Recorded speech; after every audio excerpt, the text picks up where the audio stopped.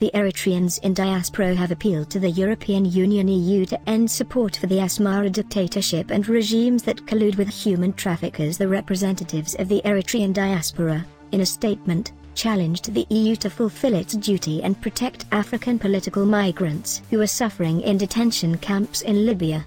The over 200 delegates issued the statement following last weekend's conference in Brussels, Belgium. The conference, also attended by delegates from Europe, North America and other African countries, called on the EU to stop supporting governments that were complicit with criminal human trafficking gangs.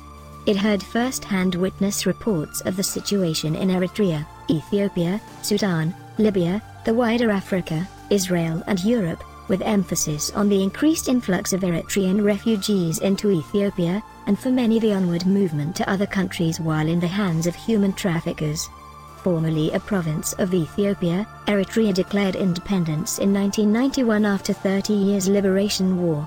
The country that has since then been under the firm control of Isaias Afwerki, is a one-party state in which national legislative elections have never been held since independence. The Brussels conference considered the evidence of the involvement of Eritrean officials in the human trafficking of its people and the protection of those involved in the crime, and welcomed the UN and EU sanctions adopted in June 2018 on those found culpable.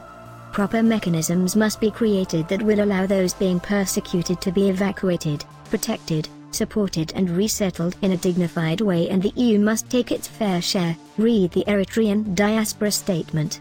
A prominent Eritrea human rights defender and Nobel Prize nominee, Mr. Musi Zerai, appealed to EU to stop providing political support and finance to regimes in northern and eastern Africa, which were colluding with human traffickers.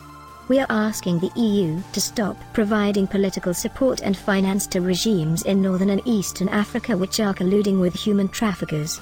This is well documented and is leading to the torture, extortion and even murder of refugees who are fleeing repression, he said. Europe can't close its eyes to the refugees who are stranded in Libya's detention centers, and who are at constant risk.